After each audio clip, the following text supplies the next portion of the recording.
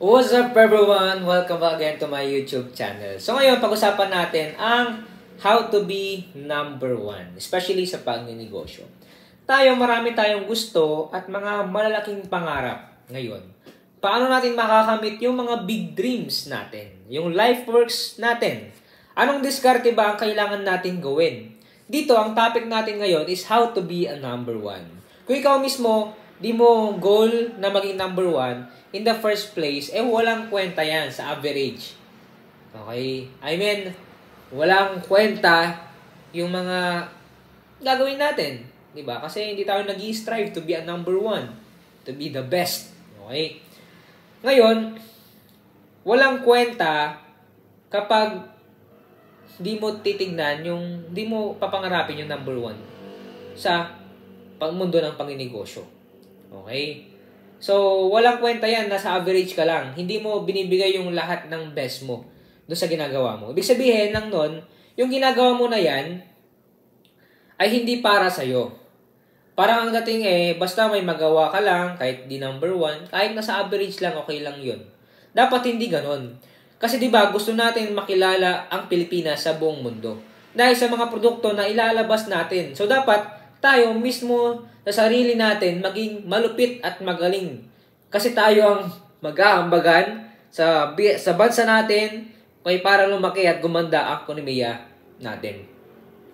So, para masimulan natin yung life works mo at yung mga big dreams mo, sisimulan lang dapat natin sa maliit. Okay? Kasi minsan naman parang inisip natin, hindi natin kaya maging number one kasi sa ang laki ng pangarap natin.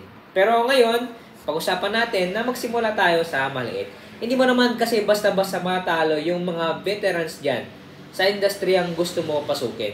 Kasi unang-una, magagaling na sila at sila na talaga yung number one. Pero may mga tinatawag tayo na niche kung saan nakafocus ka lang sa small group. Okay? Para dun ka maging number one. Tulad ng sa kasabihan ng matanda, mas mabuti ng malaki kang isda sa maliit na aquarium kaysa maging malaking balyena ka sa isang napakalaking karagatan. Okay? Ibig sabihin, kung nandun ka sa mga laking grupo, kahit anong laki mo pa, wala yan. Kasi maraming mas nakakaangat pa rin sa'yo. Kaya, okay lang kung nandun ka sa maliit na market. Kasi eventually, okay, pag nakilala na to doon sa small group, pinagtuunan mo ng pansin. Kasi lalaki din yan at mag-expand na din yan hanggang sa marami ka ng plano para doon sa nasimulan mo na maliit.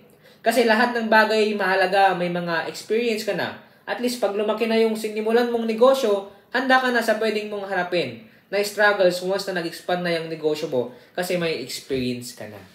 Okay? Experience is the best teacher. Kaya sinisigurado ko lahat ng video na sinasabi ko, tinuturo ko sa inyo, ay na-experience ka na po. Okay? Wag po kayong manginig na yung mga sinasabi ko, hindi totoo, story ko lang. Okay? Wag po kayong kabahan. Dahil lahat ng mga sinasabi ko dito ay na-experience ko na po. Example ko yung company ng isang negosyante. Ang company nila ay cargo. Simple lang at mataas ang pangarap. Ang makagawa ng sariling kotse. Pero sa ngayon, number one. Yan, pagdating sa t-shirt na tungkol sa car entities. Kahit tignan nyo pa sa internet, okay, lalabas yan. Ngayon, umabot na sila ng 200,000 or 300,000 likes, okay, sa kanilang Facebook page. At yung mga sumunod sa kanila, okay, wala pa naging kalahati. Kumbaga, wala pa sa katiting, okay, sa kanilang pagninegosyo about t-shirt. Okay? Kahit na yung mga likes na yan na hindi naman mako-convert sa pera, yung 100,000. Hindi ko sinasabi na para isipin nila, para isipin nyo, ay mag-focus lang kayo sa maliit at paliitin ang market nyo. Ang ibig kong sabihin dito, for example, nagtinili ka ng gulaman sa kanto nyo at kilalang-kilala, halos lahat sa'yo bumibili. So, ang dating ikaw ang number one sa kanto nyo, sa pagbenta ng gulaman. Pero, hindi ka dapat huminto na lang basta-basta doon sa part na yun. Dahil unang-una, ang goal mo ay makapagsimula ka na o makapagsimula na. Hindi mo dapat iniisip na, hindi ko matatalo yung Chowking kasi mas masarap yung gulaman nila kaysa sa tinitinda ko. Hindi mo dapat agad ipapares yung negosyo mo sa malaking kumpanya agad. Kasi, okay, nasanay tayo na dapat, pag nagsisimula tayo, ay malupit ka na agad. Okay, masyado nating inampon yung ganyang mindset. Simula nung pumasok tayo sa school, hindi naman masama.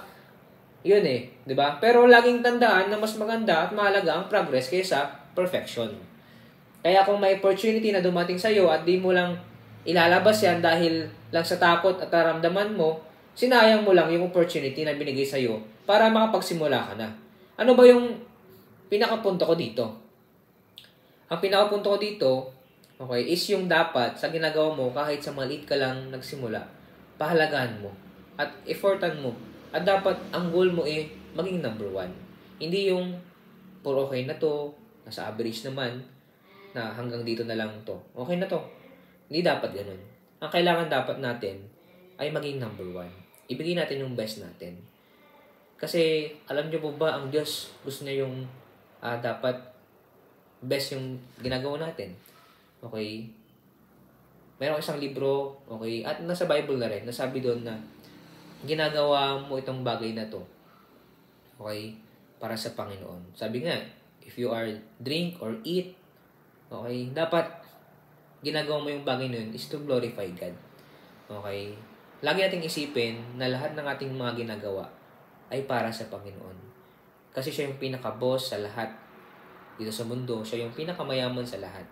Kaya pag nakita ng Panginoon na binibigay natin yung best natin, okay, ipagkakaloob pa sa atin yung mga blessing na malalaki.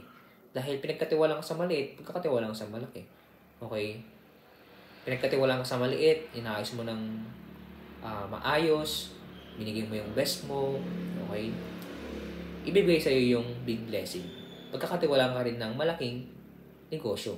Kasi kaya mo siyang i-manage, hindi lang yung okay na yan. Kasi kaya mo siyang ibigay yung best eh. Kumbaga number 1 ka dapat. Sa pinakamagaling ka dapat.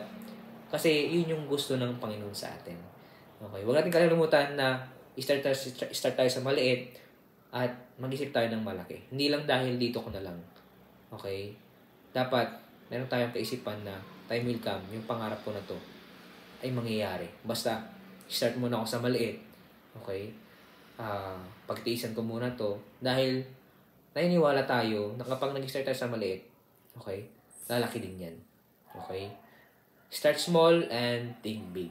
Lagi tayong magtiwala sa Panginoon, ha? Okay? Huwag tayong pumalas sa Kanya dahil ang Diyos yung magbibigay sa atin ng true success. Especially sa pagninegosyo. Pag number 1 ka na, ibalik natin yung glory sa Panginoon. Alright, salamat po sa panonood and thank you po sa support ha. Dito muna tayo and abangan nyo po yung mga bawating video dahil pa-excite yung mga video po natin na ilalabas. God bless you po and ingat po yung lahat.